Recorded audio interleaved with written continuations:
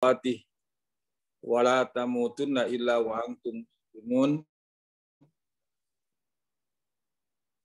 Ya ayyuhan nasu taqu rabbakumul ladzi khalaqakum min nafsin wahidah wa khalaqa minha zawjaha wa bassa minhuma rijalan katsiran wa nisaa'a wattaqullaha alladzi tasaaluna bihi wal arham innallaha kana 'alaikum raqiba. Ya ayyuhalladzina amanu taqullaha wa qulu qawlan sadida yuslih lakum a'malakum wa yaghfir lakum dzunubakum wa may yuti'illaha wa rasulahu faqad faza fawzan 'azima. Amma ba'du fa inna asdaqal hadis kitabullah wa khairal huda Muhammadin sallallahu alaihi wasallam wa syarrul umur muhdatsatuha wa kullu muhdatsatin bid'ah wa kullu bid'atin dhalalah wa kullu dhalalatin finnar. Para peserta kuliah online yang semoga dirahmati Allah Subhanahu wa taala, alhamdulillah kita panjatkan puji dan syukur kepada Allah Subhanahu wa taala atas berbagai macam karunia dan nikmatnya yang tidak terhingga. Ya, termasuk kita masih dikaruniai nikmat sehat, nikmat umur, dan juga nikmat yang tidak kalah pentingnya juga, yaitu kita masih diberikan kesempatan oleh Allah Subhanahu wa taala untuk thalabul ilmi, untuk menuntut ilmu, yang dimana ilmu tersebut adalah merupakan penyebab memperoleh berbagai macam kebaikan di dunia dan di akhirat. Lebih-lebih ilmu tentang pekerjaan atau profesi yang paling mulia di sisi Allah Subhanahu wa taala, yaitu yang berkaitan dengan fiqh dakwah atau dakwah ilallah, ya, satu pekerjaan yang tidak ada tandingannya, tidak ada pekerjaan yang lebih baik daripada orang-orang yang mengajak pada Quran di surah Fussilat, auzubillahi minasyaitonir rajim. Wa man ahsanu qawlan mimman da'a ila Allah wa 'amila shalihan wa qala innani minal muslimin. Ya, ucapan siapa lagi yang lebih baik daripada ucapan orang-orang yang mengajak kepada Allah dibarengi dengan amal salih. Ya, dia sendiri mempraktekkan apa yang dia dakwahkan, ya. Waqala innani minal muslimin, dan dia juga berkata sesungguhnya aku termasuk orang-orang yang menyerahkan diri, termasuk juga bagian daripada kaum muslimin. Dan fikih dakwah ini sangat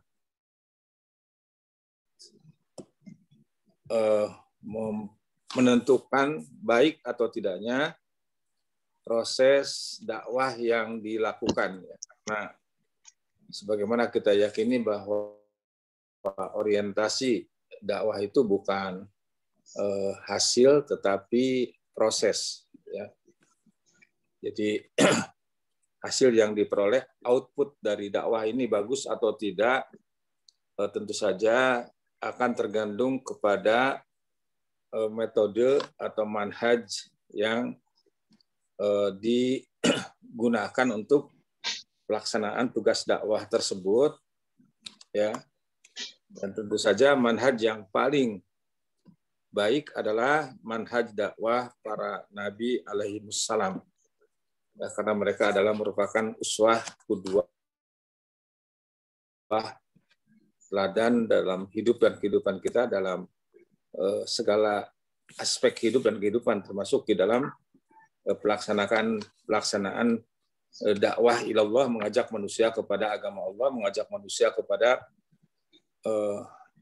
untuk beribadah kepada Allah, untuk mentauhidkan Allah, untuk masuk kepada surga Allah Subhanahu wa taala.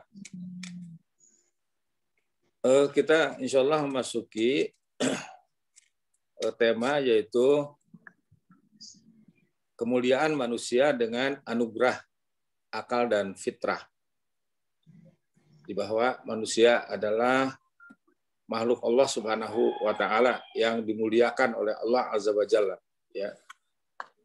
Sebagaimana firman-Nya dalam Al-Qur'an disebutkan, dan sungguh kami telah memuliakan manusia itu Bani Adam dengan apa? Yaitu dengan ilmunya dibandingkan dengan makhluk-makhluk yang lain, hatta dibandingkan dengan para malaikat yang mulia. Di dalam bab pertama ini yang dibawakan oleh muallif hafizahullahu taala, yaitu Fadilatus Syekh Dr. Profesor Dr. Robi bin Hadi Al-Madkhali hafizahullahu taala, beliau mengatakan sesungguhnya Allah Ta'ala telah menganugerahkan kenikmatan kepada manusia berupa akal. Ya, jadi inilah yang membedakan di samping anugerah nikmat-nikmat yang agung dan kemuliaan yang nilainya tidak dapat diukur, akal inilah yang mengangkat manusia menuju tingkat pembebanan, ya, ilahiyah dan menjadikannya layak untuk mengerti dan memahaminya. Jadi akal ini adalah satu instrumen yang Allah berikan kepada manusia, ya, dan tidak diberikan kepada binatang. Ya. Makanya orang yang suka menyalahi akalnya sering dinisbatkan seperti binatang oleh Allah Subhanahu wa taala, bahkan lebih sesat, ya, lebih sesat daripada binatang, ya. Contoh umpamanya Allah Azza wa Jalla berfirman, "Atamuruna an-nasa bil birri wa tansawna anfusakum wa antum tatlunal kitab afala ta'qilun." Ya. Dalam Al-Qur'an surat Al-Baqarah, bukankah kalian menyuruh manusia untuk melakukan kebaikan? Atamuruna an-nasa bil birri wa tansawna anfusakum, sementara kalian melupakan diri kalian. Ya, wa antum tatlunal kitab, sedangkan kalian membaca Alkitab. Afala ta'qilun, ya. Apakah kalian tidak berakal? Jadi ini ada satu teguran yang luar biasa. Allah Subhanahu wa taala dengan bahasa yang halus tetapi sangat menohok sebetulnya. Ya, artinya bahwa orang-orang yang menyuruh manusia untuk berbuat kebaikan sementara dia sendiri tidak melakukannya, ya sama dengan binatang. Afala ta'qilun, apakah kalian tidak berakal? Di samping tentu saja itu juga adalah akan sangat mengundang murka Allah Azza wa Jalla, ya, seperti dijelaskan di dalam Al-Qur'an surat Sof, ya, ayat yang kedua kalau tidak salah. Allah Subhanahu wa taala mengumumkan, kabura maqtan indallah ang taqulu ma la taf'alun. Ya. Sungguh besar kemurkaan Allah Subhanahu wa taala bagi orang yang berbicara, ya, tetapi tidak melaksanakan. Nah, jadi tadi di satu sisi dikatakan bahwa orang yang seperti itu orang yang tidak berakal, ya, sama dengan binatang, karena akal adalah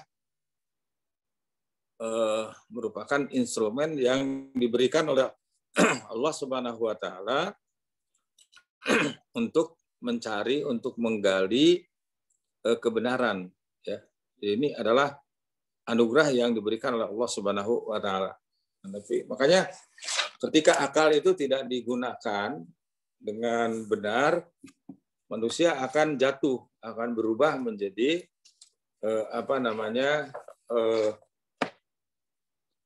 seperti binatang, bahkan lebih sesat, ya, lebih sesat daripada binatang, ya.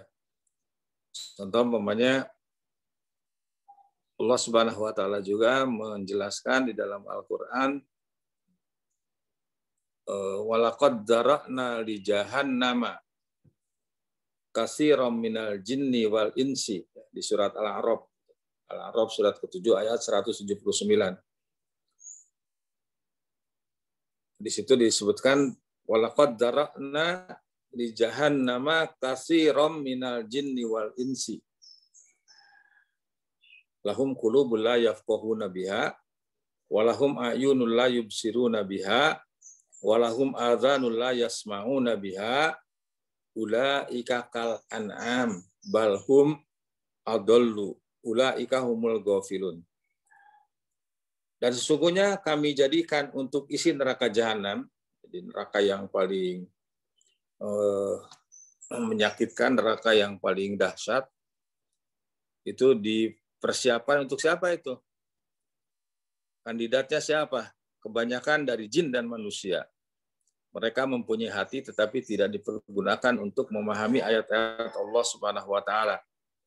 Dan mereka mempunyai mata tetapi tidak dipergunakan untuk melihat tanda-tanda kekuasaan Allah Subhanahu wa taala. Dan mereka mempunyai telinga tetapi tidak dipergunakan untuk mendengar ayat-ayat Allah Subhanahu wa taala. Ya. Tadi disebutkan wa qulubul la yafqahun. Mereka diberikan akal. Kalau sudah seperti itu, ulaika kal an'am. Mereka itulah seperti binatang ternak. An'am itu, ya, binatang ternak kita tahu dipelihara, diurus, diperhatikan makanannya, bahkan vitaminnya, proteinnya, tetapi setelah gemuk dipotong, ya, dimasak, direbus gitu. Ulaika kal an'am balhum adol. Bahkan mereka lebih sesat lagi. Mereka itulah orang-orang yang lalai, ya. Ulaika humul ghafilun, orang-orang yang lalai. Itu yang pertama, ya. Kembali bahwa akal merupakan anugerah Allah Subhanahu wa taala yang diberikan kepada manusia. Jadi di sini disebutkan kemudian manusia dibekali dengan fitrah, di samping akal fitrah yang berjalan selaras dengan apa yang datang daripada utusan Allah Subhanahu wa taala. Ya. Para rasul alaihi wassalam berupa wahyu yang mulia. Apa yang disampaikan oleh adalah wahyu dari Allah Subhanahu wa taala. Mereka itu hanya sebagai juru bicara lah, sebagai petugas untuk atau sebagai media untuk menyampaikan firman-firman Allah Azza wa Jalla kepada umatnya, ya. Untuk para rasul yang sebelum Nabi Muhammad SAW. Sedangkan Nabi Muhammad SAW itu untuk disampaikan untuk kepada seluruh manusia. Selaras dengan agama yang hak, agama yang telah disyariatkan oleh Allah Subhanahu wa taala dan telah dijelaskan kepada manusia melalui lisan para rasul yang mulia. Salawat Allah dan salamnya tercurah kepada mereka semuanya.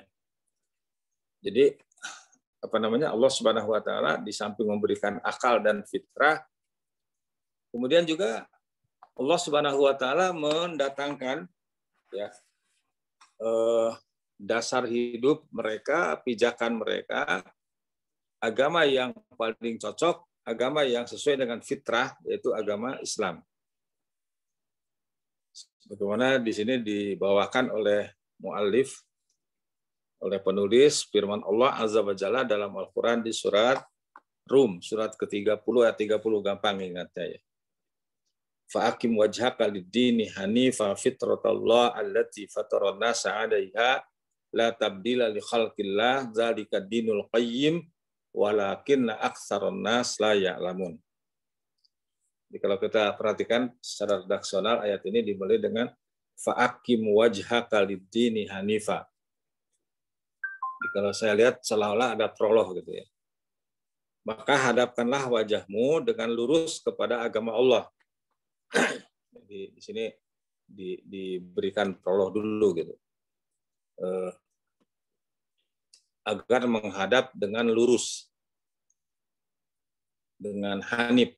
Ya, menghadap yang lurus itu ada konsekuensi. Ya. Umpamanya kalau saya menghadap ke barat, umpamanya, berarti konsekuensinya harus berani membelakangi timur. Kalau menghadap ke utara harus berani membelakangi selatan dan sebaliknya. Nah, orang yang menghadap ke barat sementara pandangannya ke timur itu bukan menghadap namanya. Apa itu? Nungging ya. Makanya di sini ada prolog. Saya dulu ingat ketika sekolah itu ketika di apa namanya weekend itu hari mau menjelang libur tuh hari Kamis. Ustadz itu suka membawakan kisah-kisah teladan gitu, kisah-kisah yang bisa diambil pelajaran. Waktu itu saya ingat judulnya itu Al-Arnab wa Difda'ah. Kelinci dan kodok gitu. Karena dalam bahasa Arab. Jadi ceritanya di Jepang saya juga kurang, kalau tidak salah antara Kyoto dan Nagoya itu ada gunung. Ya mungkin ilustrasinya kalau di kita seperti Cianjur dengan Bogor lah gitu kan. Di Cianjur ini ada seekor kelinci dengan kodok bersahabat.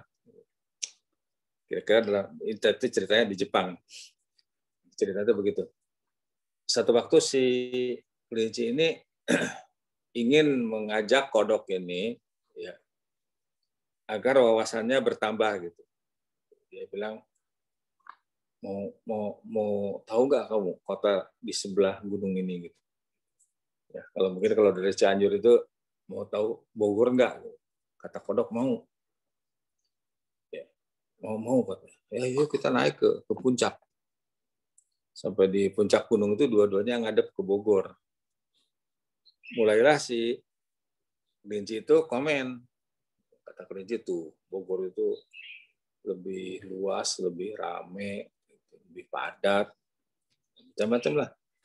Dibandingkan dia mengomentari kelebihan-kelebihan yang ada di Bogor dibandingkan dengan di Cianjur. Dan si kodok ini malah bengong. Gitu. Kata kelinci, oh iya kamu gak bisa lihat ya karena pendek. Coba berdiri. Gitu. Berdirilah si kodok itu. Kodok namanya kodok ketika berdiri menghadap ke Bogor, itu kan pandangannya balik lagi ke Cianjur. Kemudian apa komentar dia? Sama aja. Ya, Bogor dengan Cianjur sama aja. Karena yang dia lihat itu Bogor. Ya maaf, Cianjur. Nah, orang begitu, beragama Islam tetapi masih pandangannya seperti agama-agama yang lain, sudah hanif. Nah, kemana kita harus menghadap? Fitratullah allati fataron nasa 'alaiha. Kepada agama Allah. Tetaplah atas fitrah. Ya, ada catatan kaki dalam buku ini. Al-fitrah adalah permulaan dan penemuan awal. Jadi itu makanya disebutkan di sini fitratullah allati fataron nasa 'alaiha. Fitrah Allah yang disesuaikan dengan fitrah manusia. Jadi Islam ini sesuai dengan fitrah manusia, sesuai dengan kadar kemampuan manusia. Tidak ada yang berat. Ya, dan Islam ini selalu aktual, selalu up to date. Tidak ada ajaran Islam yang out of date. kapan saja, di mana saja. Orang yang tahu Islam, bahwa Islam itu selalu sesuai dengan zamannya. Ya. Kemudian Allah mengumumkan, la tabdila li khalqillah. Tidak akan ada perubahan dalam agama ciptaan Allah ini. Ini juga ayat ini berisikan jaminan dari Allah Azza wa Jalla bahwa Islam itu satu-satunya agama yang tidak akan berubah. Ya. Terserah orang mau mengatakan Islam Nusantara, Islam apa kek, ya itu urusan dia lah. Tapi kesucian Islam, originalitas Islam, asolah Islam tidak akan berubah. Dijaga langsung oleh Allah Subhanahu wa Ta'ala. Makanya la tabdila li khalqillah dzalika dinul qayyim, itulah agama yang lurus, walakinna aktsaron nas la ya'lamun. Akan tetapi aksar itu mayoritas. Mayoritas manusia tidak mengetahui. Jadi orang yang tahu Islam ini sedikit, minoritas. Gitu. Mudah-mudahan kita termasuk di dalamnya. Ya, tidak masalah. Orang tidak tahu Islam, tidak tahu, tetapi mau tahu itu bagus.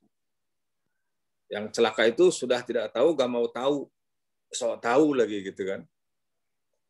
Seperti sekarang kan ada orang yang punya jabatan, yang satu mengucapkan selamat atas ulang tahun Partai Komunis Cina.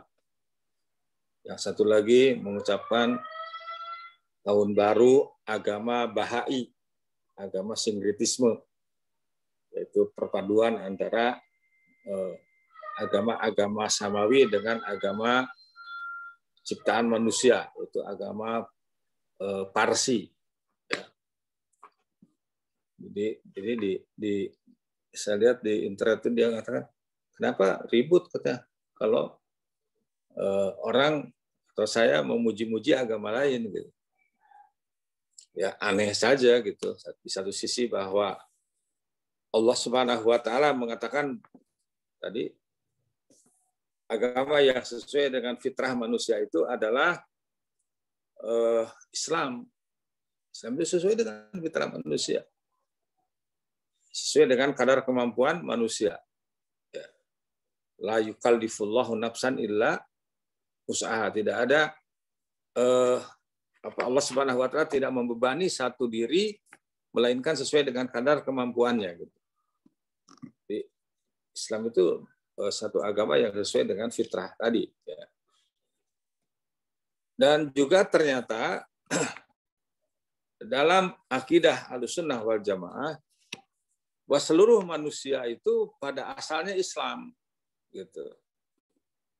Ya, sebagaimana sabda Nabi SAW ya, dalam hadis yang dibawakan oleh mu'allif, hadis riwayat Imam Bukhari ya, dan yang lainnya, beliau bersabda, ma min mauludin illa yuladu alal fitrah fa abawahu yuhawidanihi au yunassiranihi au yumajjisanihi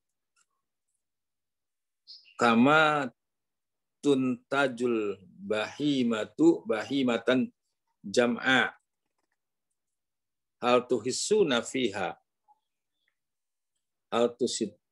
hal tuhissuna fiha min jad'a. Tidak ada satupun anak yang lahir di muka bumi ini melainkan dilahirkan dalam keadaan fitrah. Ya. Kata para ulama Ahlussunnah wal Jamaah, biqalbin salim, dalam keadaan Islam. Fa'abawahu, maka orang tuanya lah yang menjadikan anak itu Yahudi, Nasrani, Majusi. Jadi sini makanya tidak disebutkan mengislamkan karena sudah Islam. Untuk itulah anak yang meninggal sebelum balik itu ya yang pasti adalah anak-anak yang orang tuanya muslim dan muslimah pasti masuk surga. Adapun yang non muslim ya para ulama wallahu a'lam serahkan kepada Allah Subhanahu wa Ta'ala. Yang jelas kalau kita lihat secara umum dalam redaksi hadis ini secara zahir hadis ini semua yang dilahirkan itu dalam keadaan Islam. Fa'abawahu, ya, abawah itu jama dari abun. Kenapa pakai bentuk jama? Saya pernah membaca dulu tulisan Profesor Dr. Abdul Muflih Saifuddin, seorang guru besar di IPB, Hafizahullah Ta'ala, yang mengatakan bahwa kenapa pakai bentuk jama itu dibagi 3.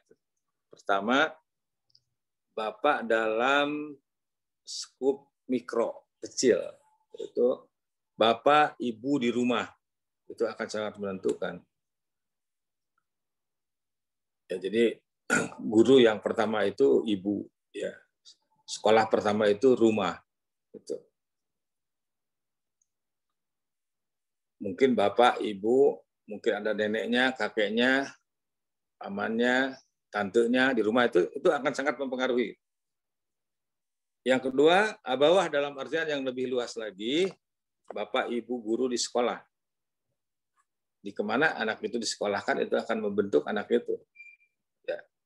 Apakah dia akan menjadi Yahudi, Nasrani, atau Majusi gitu. Ya, dulu tahun-tahun 70-an tuh banyak tokoh-tokoh Islam yang tidak percaya dengan lembaga pendidikan Islam, apalagi dengan pesantren gitu. Kalau dulu kesan pesantren itu budugan, jorok gitu kan. Kalau sekarang sih alhamdulillah sudah berbalik, banyak pesantren-pesantren yang justru dijadikan sebagai percontohan. Dulu banyak tokoh-tokoh Islam yang menyekolahkan anaknya di lembaga pendidikan Kristen, pokoknya di Penabur, Marsudirini dan sebagainya gitu. Saya ingat waktu itu Pak Nasir, ya, Dr. Muhammad Nasir Allahyarham cerita ada seorang tokoh Islam di Rawamangun itu menyekolahkan anaknya di sekolah Katolik.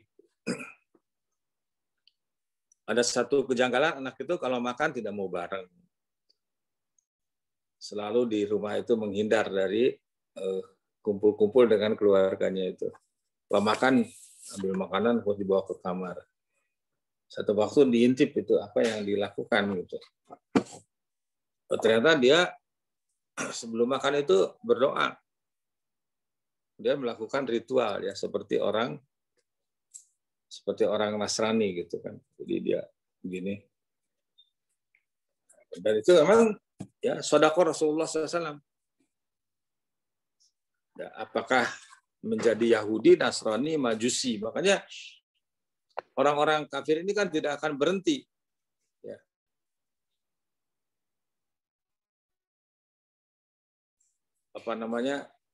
Wala yazaluna yuqatilunakum hatta yaruddukum min dinikum. Orang kafir itu tidak akan henti-hentinya memerangi kalian. Ya, sekarang kita juga walaupun bukan perang fisik, bukan perang angkat senjata, tapi gojul fikri, perang pemikiran. Mereka itu akan terus, ya, tidak akan pernah berhenti gitu kan. Sampai kapan? Hatta yarudukum andinikum, sehingga kalian murtad dari agama kalian. Makanya ini adalah fitrah, masya Allah, anugerah dari Allah Subhanahu Wa Taala. Kita ini sebagai dai, sebagai pendidik, sebagai mubalik, sebagai mubalighah, tugas kita itu menjaga, memelihara fitrah manusia ini agar tetap di dalam Islam gitu. Tadi bapak dalam artian yang mikro, bapak ibu di rumah, dalam artian yang lebih luas lagi, bapak ibu guru di sekolah. Kemudian yang ketiga, abawah dalam artian yang makro yang lebih luas lagi adalah bapak ibu yang menjadi pemimpin di negara di mana dia berada. Gitu. Itu juga sama, ya, seperti sekarang kan konon kabarnya bahwa pelajaran agama mau ditiadakan. Ya, paling tidak dari dulu itu kan mata pelajaran agama itu hanya sebagai pelengkap penderita saja, padahal itu yang paling penting karena agama adalah merupakan dasar hidup. yang menentukan bahagia atau tidaknya seseorang, ya. Dan kebahagiaan yang hakiki adalah masuk surga. Mustahil akan masuk surga orang yang tidak beragama Islam. Jadi makanya saya ingat dulu tahun 80-an itu ada seorang akhwat yang orang Australia itu masuk Islam, jadi dia disebut mu'alaf gitu. Satu waktu ketika berkunjung ke tempat kami ada yang nanya teman, "Anti sejak kapan masuk Islam?" Dia bilang, "Saya tidak masuk Islam, saya kembali ke Islam." Jadi ini adalah fitrah, merupakan anugerah yang diberikan oleh Allah Subhanahu wa taala yang harus kita pelihara. Makanya pendidikan Islam itu harus berbasis fitrah. Bagaimana memelihara, menjaga anak didik kita agar tetap menjadi Islam sampai mati, gitu. Sesuai dengan firman Allah, pesan Allah Azza wa Jalla, kamu mati di mana, kapan, itu urusan Allah. Di pesan Allah hanya satu, wala tamutunna illa wa antum muslimun. Janganlah sekali-kali kamu mati kecuali dalam keadaan Islam. Di dalam hadis ini disebutkan tadi, tidak ada satupun anak yang lahir di muka bumi ini melainkan dilahirkan dalam keadaan fitrah. Orang tuanya lah yang menjadikan anak itu Yahudi, Nasrani, atau Majusi. Sebagaimana seekor hewan yang dilahirkan dalam keadaan selamat, apakah kalian merasakan adanya cacat padanya? Ya tidak, ya. Seperti fitrah telur itu enak. Kalau ada telur yang asin, ada telur yang pahit, itu bukan salah telurnya. Fitrahnya itu tidak begitu. Tapi salah yang memasaknya. Makanya itu adalah di antara anugerah Allah Subhanahu wa taala. Kita diberi akal dan fitrah. Dan fitrah inilah yang harus dijaga, gitu. Makanya kan dalam Islam ini ketika memilih lembaga pendidikan, hatta memilih pasangan hidup, gitu kan. Ya, di mana kecenderungan manusia itu kan ada 4. Sabda Nabi SAW namanya seorang pria memilih calon istri atau sebaliknya itu ada 4 daya dorong. Dalam hadis riwayat Bukhari itu kan tunkahul mar'atu li arba'in, limaliha wali hasabiha wali jamaliha wali diniha fadfar bidzatid din taribat yada. Ya, dipilihnya seorang wanita itu karena ada 4 daya tarik. Pertama, karena hartanya. Matre, yang penting hartalah. Soal rupa, soal umur gak jadi masalah. Ada orang seperti itu. Wali hasabiha karena keturunannya, ya, bibit, bebet, bobot, gitu kan. Kemudian wali jamaliha karena kecantikannya. Jadi ada yang karena harta materialis, ada yang karena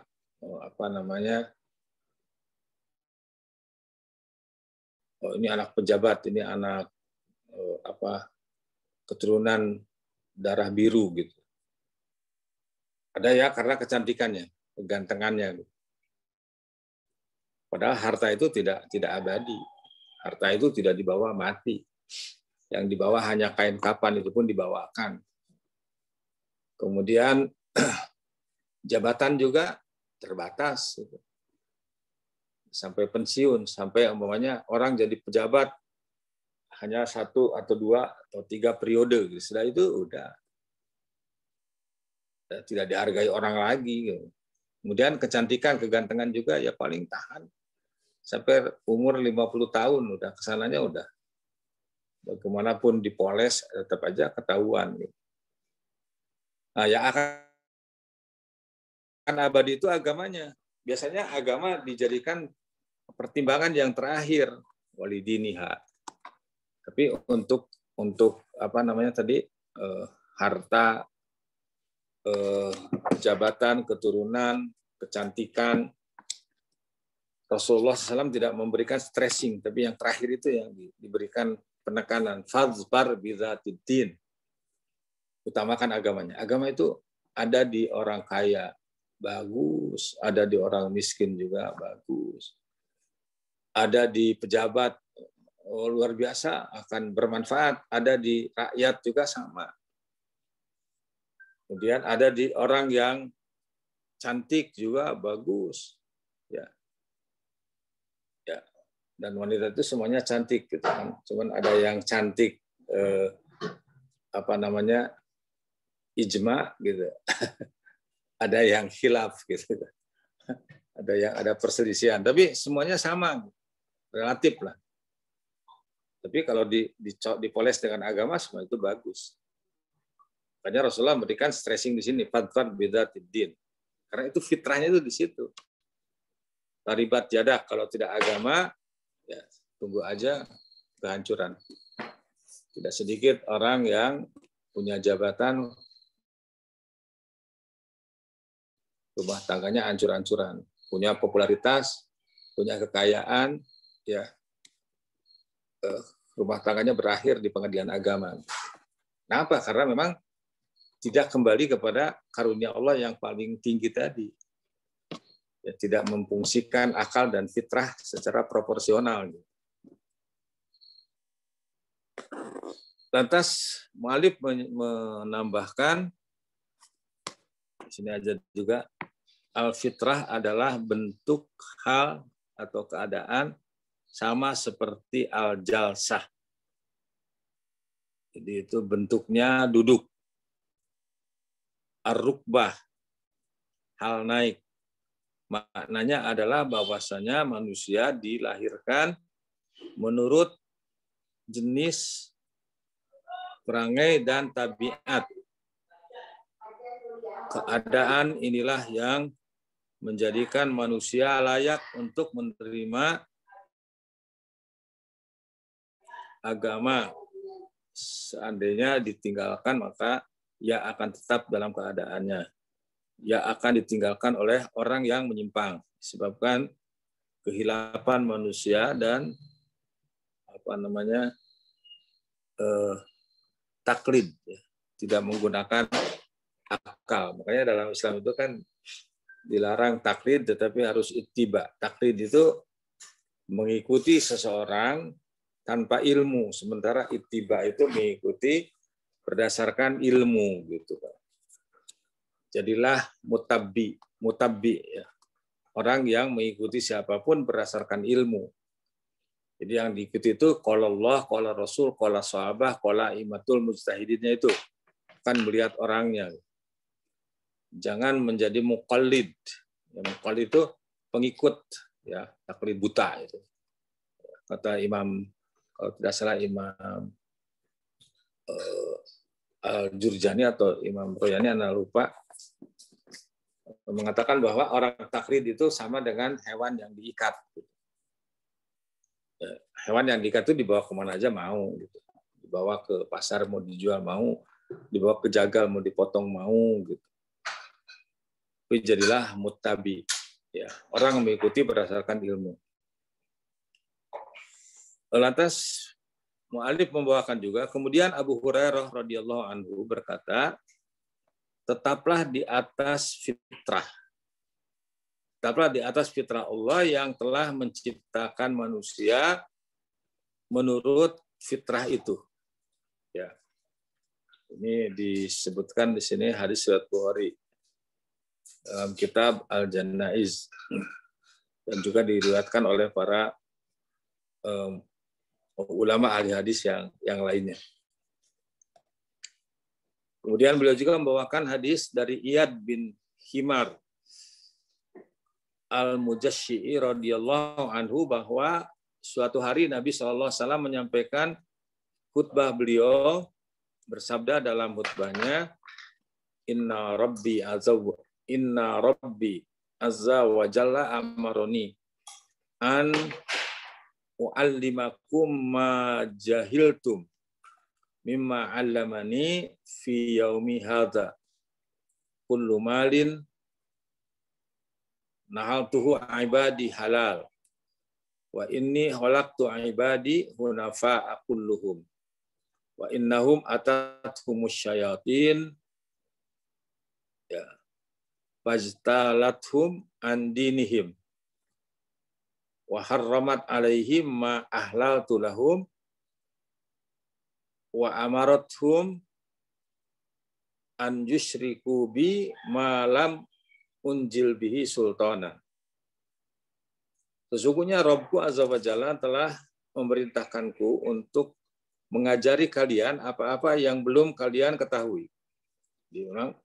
Rasulullah mengajari manusia, diutus untuk mengajari manusia ya, tentang ilmu itu. Di antara hal yang diajarkan kepadaku pada hari ini adalah setiap harta yang aku berikan kepada hambaku maka menjadi halal baginya. Ya. Apa namanya?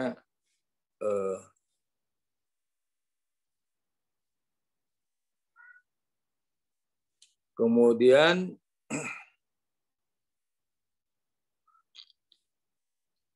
aku telah menjadikan seluruh hambaku dalam keadaan hunafa. Ya, hunafa di sini adalah menjadi muslim, tadi hanif, ya, lurus, tidak bengkok. Kemudian setan mendatangi mereka ya, dan menjadikan mereka keluar. Ya. Apa namanya? Ijlalatum, menakut-nakuti, mengintimidasi. Setan itu menakut-nakuti, mengintimidasi, menekan mereka sehingga pergi bersama mereka, melenyapkan apa yang telah mereka miliki dan pergi mengembara bersama mereka dalam kebatilan. Itu banyak orang yang mencampakkan fitrah yang Allah berikan itu, karunia yang agung itu, karena mengikuti setan. Ya, walhamdulillah. Di mereka keluar dari agama mereka, murtad. Setan telah mengharamkan apa yang telah aku halalkan pada mereka, menyuruh mereka untuk menyekutukan aku, padahal aku tidak menurunkan hujah seperti itu kepadanya. Ini adalah berdasarkan hadis riwayat Muslim, dalam catatan kaki yang disebutkan. Jadi itu adalah di antara anugerah Allah Subhanahu wa taala kepada manusia. Yang anugerah yang besar itu dua. Pertama tadi adalah akal, kemudian yang kedua fitrah.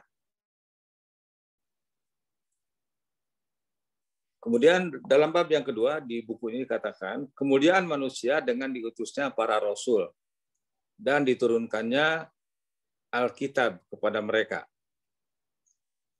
Allah Ta'ala tidak hanya memberikan anugerah kepada manusia berupa fitrah dan akal. Ya, karena akal manusia juga ada keterbatasan. Bahkan dia, Allah, mengutus para rasul sebagai pembawa berita gembira dan peringatan. Allah Ta'ala juga menurunkan kitab-kitab kepada para rasul untuk menjelaskan kepada mereka mana yang hak dan mana yang batil. Ya. Bahkan Allah Subhanahu wa taala menekankan, yang hak itu, yang benar itu hanya satu. Ya, apa itu? Yang datang dari Allah. Wujudnya apa? Al-Quran dan Sunnah. Semua pemikiran, semua pendapat, semua ajaran, semua isme yang bertentangan dengan kebenaran yang datang dari Allah Subhanahu wa taala itu semuanya batil. Gampang. Jadi yang benar itu hanya satu, sementara kebatilan itu banyak. Yukhrijuhum minadz-dzulumati ilan nur. Allah Subhanahu wa taala mengutus para rasul untuk mengeluarkan manusia dari dulumat. Dulumat itu bentuk jamak. Jadi kesesatan itu banyak. Ilan nur, kepada cahaya. Nur itu mufrad, tunggal. Jadi yang benar itu hanya satu. Kitab tersebut menjadi marja, referensi, narasi, ya, atas segala hal yang mereka perselisihkan. Sehingga tidak tersisa lagi uzur apapun bagi manusia dan untuk menegakkan hujah atas mereka sehingga tidak tersisa lagi hujah mereka di hadapan Allah setelah diutusnya para rasul. Makanya kan syahadat kita yang pertama itu, akidah kita itu pertama adalah mengesahkan Allah Subhanahu wa taala, kemudian yang kedua menjadikan rasul sebagai teladan hidup. Ya, asyhadu an la ilaha illallah, aku bersaksi bahwasanya tidak ada Tuhan yang hak untuk diibadahi dengan benar kecuali Allah. Wa asyhadu anna Muhammadar Rasulullah, dan aku bersaksi bahwasanya Nabi Muhammad utusan Allah. Nah, dalam syahadat yang kedua itu di situ ada rukun dan syarat, ada konsekuensinya. Rukunnya ada dua. Pertama adalah al-ifrat, yang kedua at-tafrid. Yang pertama tidak berlebihan. Ya, bahwa Nabi pun, Rasul pun, walaupun adalah beliau manusia terbaik sepanjang masa, tapi manusia juga. Tapi juga tidak boleh merendahkan, karena beliau di samping manusia mendapatkan wahyu. Ya, itu Al-Quran memerintahkan kepada beliau begitu di surat Al-Kahfi ayat 110, ayat yang terakhir. Qul innama ana basyarum mislukum yuha ilayya. Katakanlah oleh Muhammad, sungguhnya saya ini manusia biasa seperti kalian, hanya aku diberi wahyu. Itu bedanya. Bedanya antara kita dengan Rasulullah SAW. Kemudian diberikan kitab sebagai marja, referensi, narasi yang benar atas segala hal yang mereka perselisihkan. Itu marjanya ke situ, tempat kembali ke situ. Sehingga tidak tersisa lagi uzur apapun bagi manusia. Sehingga orang yang beriman itu hanya satu sikapnya terhadap apa yang ada dalam Al-Quran dan hadis Nabi SAW itu, kecuali sami'na wa ata'na, kami dengar dan kami taat. Di surat An-Nur ayat 51. Jadi kan ada yang sami'na wa ata'na, itu pilihan yang harus diambil oleh setiap mukmin. Ada yang sami'na wa aswa'na, kami dengar tapi kami langgar. Ada yang ketiga itu sami'na wa pikir-pikirna dulu gitu. Dan untuk menegakkan hujah atas mereka sehingga tidak tersisa lagi hujah mereka di hadapan Allah setelah diutusnya para rasul. Kemudian di sini beliau melanjutkan, Allah Ta'ala telah membebankan kepada seluruh umat untuk taat kepada manusia-manusia pilihan lagi terbaik, itu para rasul, dan mengikutinya dan mengikuti mereka serta tunduk kepada mereka. Ya, jadi harus taat kepada rasul. Dan ketaatan kepada rasul itu disetarakan dengan taat kepada Allah. Dalam Al-Quran di surat An-Nisa ayat 80. Wa may yuti'ir rasula faqad ata'a Allah. Barang siapa yang taat kepada Rasul, maka sungguh dia telah taat kepada Allah. Jadi orang yang maksiat kepada Rasul sama dengan maksiat kepada Allah. Orang yang tidak menerima tidak meyakini apa yang Rasul sabdakan, kafir, itu sama dengan mengingkari firman Allah Azza wa Jalla. Itu Allah tetapkan sebagai kafir. Lihat dalam Al-Quran di surat An-Nisa ayat 150 dan 151. Dan sungguh dia akan menurunkan siksaan yang paling pedih kepada orang-orang yang berani mendustakan dan menentang para rasul di dunia. Ya, makanya kan sabda Rasulullah SAW, kullu ummati yadkhulunal jannah illa man aba. Seluruh umatku akan masuk surga kecuali yang tidak mau. Ya, ada sahabat yang bertanya, waman ya'ba ya Rasulullah, siapa yang tidak mau itu wahai Rasulullah? Qal, beliau bersabda, man ata'ani dakhalal jannah wa man asani faqad aba. Barang siapa yang taat kepadaku masuk surga. Barang siapa yang maksiat kepadaku, itulah orang yang tidak mau masuk surga. Jadi pintu surga ini dibuka lebar-lebar. Manusia tidak mau masuk, pintu neraka tertutup rapat-rapat, manusia berusaha untuk memasukinya. Dan akan diturunkan kepada mereka azab yang lebih pedih dan berat, adab yang kekal, abadi di negeri pembalasan dan keadilan di akhirat. Itu bagi orang-orang yang maksiat kepada Rasul. Kemudian kata beliau, risalah apakah yang dibawa oleh manusia pilihan ini? Salawat dan salam salawatullah alaihim, dan apakah yang telah mereka baktikan kepada umat-umat mereka. Sungguh risalah mereka terhimpun segala kebaikan dan menjauhkan segala keburukan. Mereka berikan kepada manusia segala sesuatu yang mendatangkan kebahagiaan bagi mereka di dunia maupun di akhirat. Tidaklah ada kebaikan, melainkan telah mereka tunjukkan kepada manusia atasnya, dan tiada ada keburukan, melainkan telah mereka peringatkan manusia darinya. Jadi seluruh apa yang Allah pesankan kepada mereka sudah disampaikan, tidak ada yang ditahan. Jadi sebagaimana sabda Nabi SAW itu disebutkan, ma taraktu syai'an yuqarribukum ilallah illa waqad amartukum bih. Tidak ada sedikit pun hal-hal yang akan mendekatkan kalian kepada Allah, melainkan aku sudah sampaikan. Ya. Wa ma taraktu syai'an, dan aku tidak meninggalkan sedikit pun hal-hal yang akan menjauhkan kalian dari Allah, yang akan mendatangkan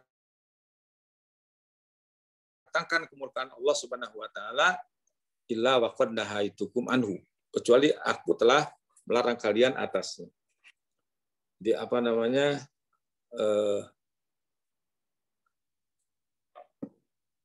itu diantara juga adalah karunia yang Allah berikan kepada manusia, ya, bahwa Rasul-Rasul itu karunia dari Allah Subhanahu wa taala agar manusia selamat, agar manusia bahagia dunia dan akhirat.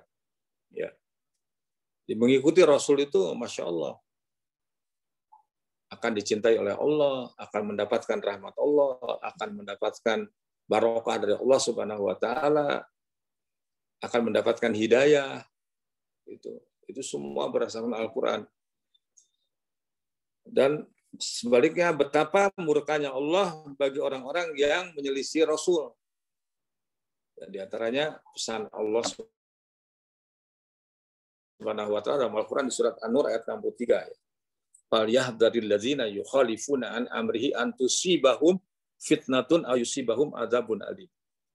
Hendaklah manusia takut, hendaklah orang-orang yang menyelisih Rasul takut bahwa Allah akan menimpakan kepada mereka bencana. Ya. Kemudian juga azab yang pedih di akhirat nanti. Dunia bencana. Makanya bencana demi bencana, ya. Musibah demi musibah datang, diantaranya karena menyelisih Rasulullah SAW. Belum lagi nanti di akhirat akan dimasukkan ke dalam neraka jahanam. Mu'alif juga membawakan sebuah riwayat dari Abdullah bin Amr bin As radhiyallahu anhu. Ia berkata, kami sedang berada dalam perjalanan, kemudian kami berhenti di sebuah rumah. Di antara kami ada yang sedang memperbaiki tenda, ada yang sedang berlomba memanah. Di sambil istirahat ada yang membangun tenda, ya, ada yang olahraga memanah, dan ada pula yang tetap berada di tempat penggembalaan untanya. Ada yang membawa untanya ke tempat yang mungkin untanya perlu makan atau perlu minum. Kemudian terdengar seruan juru panggil Rasulullah SAW. Salat wahai para jamaah. Kemudian kami berkumpul di sisi Rasulullah SAW, lalu beliau bersabda, sesungguhnya tidaklah ada nabi sebelumku, melainkan benar-benar ia tunjukkan kepada umatnya segala kebaikan yang ia ketahui. Itu dari Allah Subhanahu wa taala, ya. Ia peringatkan segala keburukan yang ia ketahui kepada mereka. Sesungguhnya umat kalian ini akan diberi kekuatan pada generasi awalnya, akan ditimpakan bala ujian pada generasi akhirnya, serta ditimpakan hal-hal yang nyaris mereka ingkari. Akan datang banyak fitnah yang sebagian diantaranya terlihat tipis. Ya. Di sini sebagian di antara fitnah tersebut terlihat tipis atau halus karena besarnya fitnah yang datang sesudahnya. Jadi dianggap kecil, dianggap remeh ya. Karena ada fitnah yang katanya akan datang fitnah yang lebih besar lagi. Tipis atas sebagian yang lain. Berkatalah seorang mukmin, inilah yang membinasakanku. Lantas tersingkaplah fitnah tersebut. Kemudian datang fitnah lain. Berkatalah orang mukmin tersebut, inilah benar-benar ini. Barang siapa yang ingin dijauhkan dari neraka dan dimasukkan ke surga, maka segera kematiannya. Sedang ia dalam keadaan beriman kepada Allah dan hari akhir, serta datangilah orang yang sudi untuk mengunjungi. Barang siapa yang membaiat seorang imam dengan memberikan telapak tangan dan loyalitasnya, maka tabiat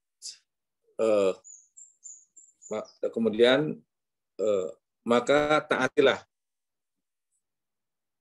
semampunya. Apabila datang orang lain yang menentangnya, maka penggalah lehernya. Ya, bunuhlah mereka.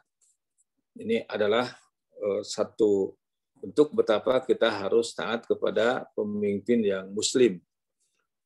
Inilah risalah para nabi. Risalah ini selalu menunjukkan kepada setiap kebaikan dan memberikan peringatan atas segala keburukan. Tetapi dari manakah risalah ini bertolak? Dengan apa risalah ini bermula? Apa yang menjadi titik utamanya? Ada beberapa pondasi, kaidah, dan dasar yang menjadi titik utama dakwah mereka, yang menjadi titik tolak awal dalam dakwah mereka kepada manusia. Dasar-dasar dan kaidah-kaidah tertentu adalah pertama tauhid, yang kedua kenabian, yang ketiga hari akhir. Jadi ini 3 pondasi dakwah yang harus terus ditekankan, dikembangkan. Di ketiga dasar ini merupakan tempat pertemuan dakwah mereka dan dasar-dasarnya. Al-Quran telah memberikan perhatian yang menjelaskannya dengan sebenar-benarnya. Pondasi ini merupakan tujuan yang paling vital. Dari sanalah dakwah tersebut akan berputar dan terus berulang. Ada banyak bukti petunjuk akal dan indrawi yang ada dalam surat Al-Quran. Kisah-kisah dan amsal, perumpamaan, semua itu akan diketahui oleh pribadi yang mempunyai tingkat kefahaman yang sempurna, pemikiran yang baik, dan gambaran dari hasil pemikirannya yang berkualitas. Dan sungguh kitab-kitab Allah telah memperhatikan keseluruhannya, dan syariat-syariat samawi telah bersepakat dengan keluhurannya. Jadi itu di antara hal-hal yang perlu kita garis bawahi di dalam dakwah ini. Bahkan setiap surat dan beberapa surat dalam Al-Quran telah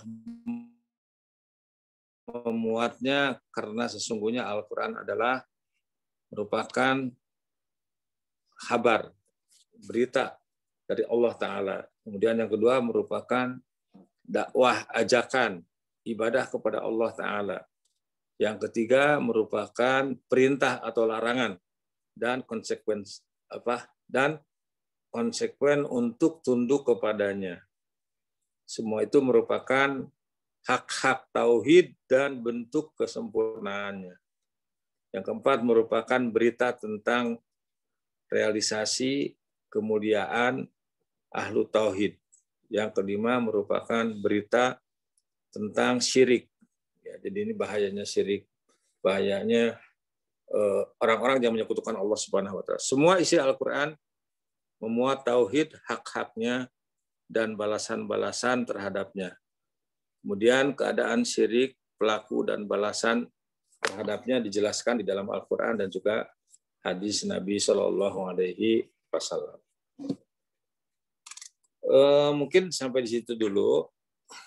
Insya Allah nanti kita akan lanjutkan ya, karena tadi ada sebelumnya ada uraian yang tambahan sehingga target kuliah kita belum sampai, ada satu tema lagi.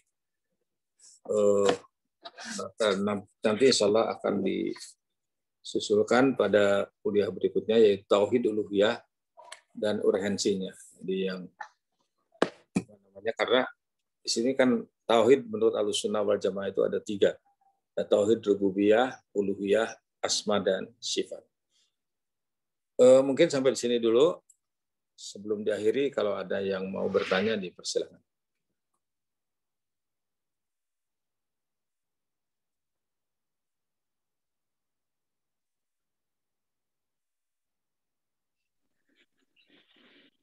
Bismillah. Assalamualaikum warahmatullahi wabarakatuh. Izin bertanya, Ustaz. Ya, waalaikumsalam warahmatullahi wabarakatuh. Silakan. Terkait ayat 33 surah Al-Fusilat, Ustaz. Iya. Yang bunyinya wa man ahsanu qawlam mimman da'a ila Allahi wa amila sholihan wa qala innani minal muslimin. Dan siapakah yang lebih baik perkataannya daripada orang yang menyeru kepada Allah dan mengerjakan kebajikan dan berkata sungguh aku termasuk orang-orang muslim, yaitu orang-orang yang berserah diri. Nah,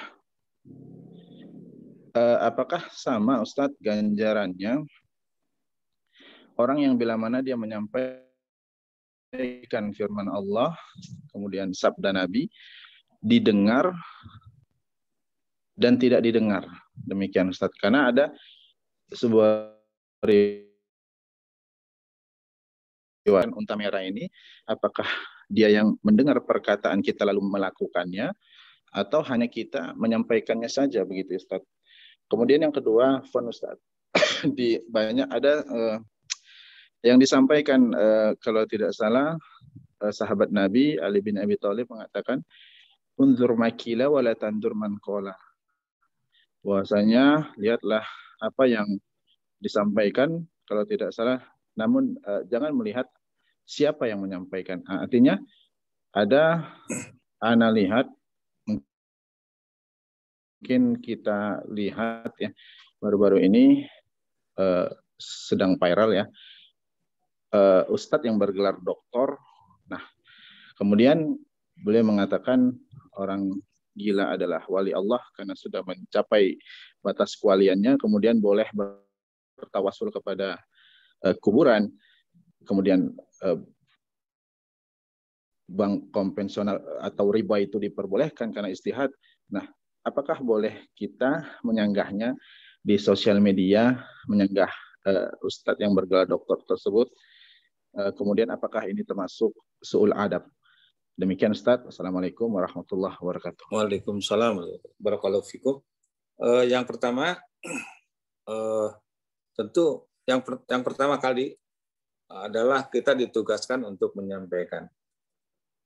Jadi kita ini hanya diperintahkan oleh Allah Subhanahu wa taala untuk menyampaikan ya, sebagaimana juga firman-Nya baligh ma unzila ilaika mir rabbik, sampaikan apa yang diturunkan kepadamu dari Tuhanmu. Itu kepada Rasulullah SAW. Kemudian beliau sendiri Shallallahu Alaihi Wasallam dalam hadis Bukhari memerintahkan kepada kita, balighu anni walau ayah, sampaikan dari aku walaupun satu ayat. Nah, adapun orang mengikuti atau tidak itu urusan mereka. Jadi pilihan mereka. Jadi mereka diberikan pilihan, diberikan kebebasan apakah mau menerima atau tidak. Ya. Allah Subhanahu wa taala juga memberikan kebebasan dalam Al-Qur'an, umpamanya di surat Kahfi ayat 29. Qulil haq mir rabbikum. Katakan bahwa yang benar itu yang datang dari Rabbmu. Yang benar itu hanya satu, yang datang dari Allah Subhanahu wa taala. Faman syaa'a falyu'min wa man syaa'a falyakfur. Barang siapa yang mau beriman, berimanlah. Barang siapa yang mau kufur, kufurlah. Kemudian, apakah ada perbedaan orang yang mengikuti dan tidak? Ada, tentu. Ya. Kalau orang tidak mengikuti, ya itu urusan dia, cuman kita sudah bebas dari kewajiban. Ya, karena kita sudah menyampaikan. Adapun kalau dia umpamanya mengikuti apa yang kita sampaikan, nah, alhamdulillah dia akan mendapatkan pahala, ya. Dan kita juga yang menyampaikan akan mendapatkan pahala. Jadi itu ada multi level pahala, ya. Sebagaimana sabda Nabi SAW dalam hadis yang diriwayatkan oleh Imam Muslim, man da'a ila huda kana lahu minal ajri mislu ujuri man tabi'ahu la yankusu dzalika min ujurihim syai'a. Jadi barang siapa yang mengajak kepada petunjuk, kepada sunnah, sebaik-baik petunjuk itu kan petunjuk Nabi SAW, maka dia akan mendapatkan pahala dan pahala orang yang mengikutinya, yang mengamalkannya tanpa sedikit pun dikurangi. Itu akan berbeda. Makanya kita disuruh untuk berusaha menyampaikan sebaik-baiknya agar orang itu tidak hanya mendengar tetapi juga mengamalkan, sehingga ada dampak positif bagi dia dan bagi kita. Nah, demikian juga yang akan mendapatkan unta merah itu ketika berhasil, gitu kan. Ya itu kan yang disampaikan oleh Nabi SAW kepada Ali bin Abi Thalib radhiyallahu anhu di dalam ketika beliau memerintahkan untuk berjaga di balik benteng Khaybar, ya, kata beliau, la an yahdiyaqallah rajulan wahidan khairun min humurin na'am. Seandainya Allah Subhanahu wa taala memberikan petunjuk pada seseorang hasil dari dakwahmu, maka itu lebih baik daripada unta merah, gitu kan. Lebih baik daripada dunia dan seisinya. Jadi artinya bahwa pertama, kalau kita menyampaikan kewajiban kita sudah selesai, pilihan diserahkan kepada bantu kita, tapi kalau dia mengikuti, mengamalkan, kita pun akan mendapatkan dampaknya, gitu kan, akan mendapatkan kebaikan dari apa yang mereka lakukan. Kemudian yang kedua, ya apa tadi, berbicara tentang ada orang yang sudah menganggap menjadi wali Allah. Wali Allah itu kan orang yang beriman. Wali Allah itu adalah orang-orang yang taat kepada Allah dan Rasulullah Shallallahu Alaihi Wasallam. Ya. Dan tidak ada orang yang dibolehkan tawasul di luar apa yang dicontohkan oleh Nabi Shallallahu Alaihi Wasallam. Tawasul itu kan artinya menjadikan sesuatu sebagai sarana, ya, sebagai wasilah, sebagai media. Pada asalnya berdoa itu kan seharusnya langsung, ya, sebagaimana yang Allah kabarkan dalam Al-Qur'an di surat Al-Baqarah ayat 186. Wa idza sa'alaka ibadi anni fa inni qarib ujibu da'watad da'i idza da'ani falyastajibu li wal yu'minu bi la'allahum yarsudun. Ya, artinya apabila bertanya kepada Muhammad tentang aku, katakanlah aku ini dekat. Aku ini dekat akan mengabulkan doa orang-orang yang berdoa, ya, mengijabah apa yang diminta. Apabila mereka meminta kepadaku, maka hendaklah dia merespon apa yang aku perintahkan, menjauhi laranganku agar mereka mendapatkan petunjuk. Dan tawasul itu pada asalnya tidak boleh kecuali yang disyariatkan. Ya, yang disyariatkan tawasul itu ada 3. Pertama, tawasul dengan amal solih. Di ketika kita berdoa memohon kepada Allah Subhanahu Wa Taala, kita menyebutkan amalan-amalan kebaikan yang pernah kita lakukan. Ya, seperti contohnya ketika 3 orang pemuda yang terkurung di atas gua, terhalang oleh batu besar, kan itu mereka tawasul dengan amalan-amalan baiknya. Yang satu tawasul karena dia pernah berbuat baik kepada ibunya. Yang kedua, tawasul karena dia pernah berbuat baik kepada menjaga hak-hak karyawannya, pegawainya. Yang ketiga adalah dia bisa terhindar untuk melakukan kemaksiatan ketika punya kesempatan dan kemudahan. Nah, kemudian ya itulah yang dibolehkan dengan amal soleh. Kita menyebutkan amalan soleh kita. Kemudian yang kedua dengan asmaul husna, ya seperti dalam istighosa itu, ya hayyu ya qayyum bi rahmatika astaghiitsu. Ya, termasuk dalam zikir pagi dan petang itu ada kan, ya Allah yang maha hidup, yang maha berdiri sendiri, dengan rahmatmu aku memohon kepadamu. Istighosa itu dijauhkan dari hal-hal yang ditakuti gitu kan. Kemudian yang ketiga, boleh juga tawasul kepada orang salih yang masih hidup. Ya, contoh umpamanya ada seorang laki-laki tawasul kepada Rasulullah SAW agar beliau berdoa supaya Allah menurunkan hujan. Karena di negerinya sudah terjadi kemarau panjang, tanam-tanaman sudah pada kering, hewan ternak sudah banyak yang mati. Kemudian dia bilang, ya Rasulullah, berdoalah engkau kepada Allah untuk kami. Dan Rasulullah berdoa, dan Allah menurunkan hujan. Itu karena masih hidup. Di zaman Khalifah Umar radhiyallahu anhu terjadi kemarau panjang juga di Madinah. Ya, padahal di situ ada kuburan Rasulullah Shallallahu Alaihi Wasallam.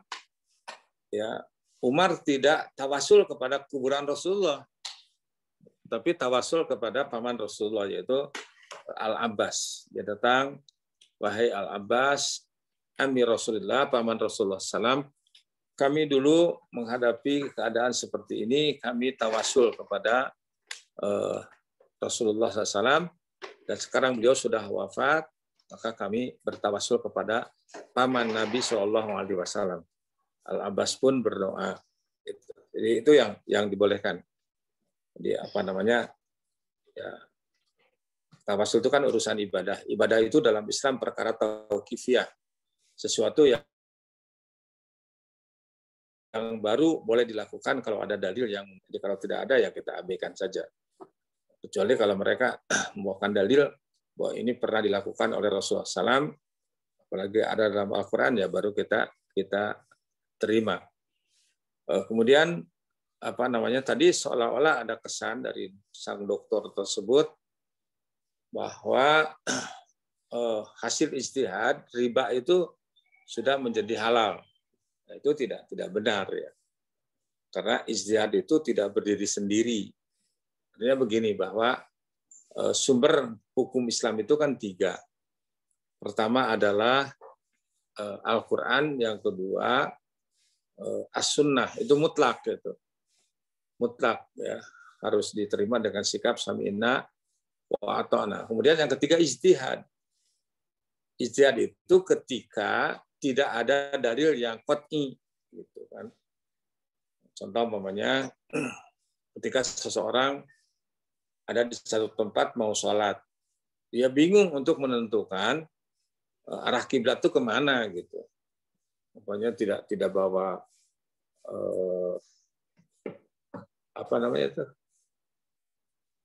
untuk melihat kiblat itu kompas semuanya. Iya, kompas. Nah, dia pikir-pikir, oh ini ke sini gitu. Nah, itu dia memeras pikiran, itu namanya ijtihad itu. Badlul wus'i fi naili hukmin syar'iyyin bistinbati minal kitab was sunnah. Jadi memeras pikiran untuk menentukan hukum syara, kiblat itu kemana, dengan mengambil kesimpulan dari Al-Quran dan Sunnah. Makanya dia tentukan, oh kiblat saya ke sini. Gitu. Nah, itu hasil ijtihad itu disebut fikih. Fikih itu bisa benar dan tidak mustahil salah. Nah, boleh saja seseorang berijtihad untuk diri sendiri ketika dibutuhkan.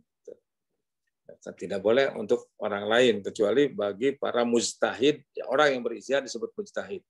Kecuali bagi mujtahid mutlak, seperti imam madhab yang 4, karena direkomendasikan oleh Rasulullah Shallallahu Alaihi Wasallam. Kemudian praktek ijtihad itu sendiri bisa berupa ijma, bisa berupa qiyas. Jadi ijma itu kesepakatan seluruh kaum muslimin dari semua generasi, atau paling tidak dari semua kaum muslimin yang ada di seluruh dunia ini gitu. Nah, ini nampaknya sekarang tidak mudah gitu. Hampir tidak mungkin. Makanya hampir tidak mungkin ya untuk ijma.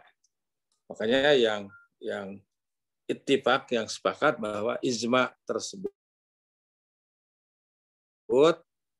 adalah ijma di zaman para sahabat. Al-ijma innama ijma'us sahabah. Kalau ijma para sahabat itu bisa dijadikan sebagai hukum. Jadi makanya kalau orang yang berijtihad kemudian berubah hukum, ya jelas itu jangan diikuti. Apakah kita membantahnya? Silakan saja. Kalau kita mampu untuk membantahnya, punya ilmu dan kita yakin bahwa bantahan kita ini bisa mematahkan argumentasi yang dia miliki. Tapi kalau masih merasa kita lemah, jangan. Ya, diam lebih baik. Jadi diam juga sikap, ya. Diam dalam artian kita tidak mengikuti apa yang dia yakini tersebut. Wallahu a'lam bishawab. Mungkin sampai di sini dulu, Ahi, ya, karena Ana masih ada keperluan. Mudah-mudahan apa yang kita pelajari pada pagi ini bermanfaat, lebih kurang mohon maaf.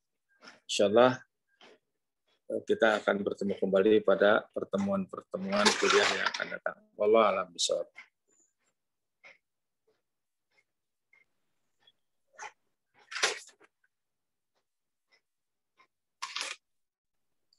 Ya, bismillahirrahmanirrahim. Jazakumullahu khair, Ustaz Hayat Setiawan Hafizullah Ta'ala, atas ilmu yang telah disampaikan. Semoga bermanfaat bagi kami semua dan juga menjadi amal jariah untuk Ustaz juga. Mari kawan-kawan sekalian, kita akhiri kuliah kita dengan doa kafaratul majelis. Subhanallah. Ya. Untuk selanjutnya bagi setiap para mahasiswa, tentu ini perlu disampaikan kepada baik mahasiswa kuliah online Pondok Media Islam maupun para mustami, hadir di dalam tepat waktu dan setiap kuliah di Pondok Media Islam adalah satu hal yang keharusan bagi setiap mahasiswa khususnya. Adapun tidak bisa di waktu live, maka bisa teman-teman ikuti di rekamannya. Dan selanjutnya berkenan dengan tugas juga harus dikerjakan. Dan mohon maaf untuk tugas yang tidak sesuai deadline tidak kami terima. Selanjutnya, insya Allah pada bulan September nanti akan kita rapikan kembali perkuliahan kita dan insya Allah akan sesuai dengan Kaldik sehingga tidak membingungkan teman-teman sekalian. Adapun lebih jelasnya, insya Allah kita akan adakan pertemuan secara khusus baik mahasiswa kuliah online Pondok Media maupun para mustami, insya Allah. Baik, akhirul kalam, mari kita akhiri kuliah hari ini. Assalamualaikum warahmatullahi wabarakatuh. Waalaikumsalam warahmatullahi wabarakatuh.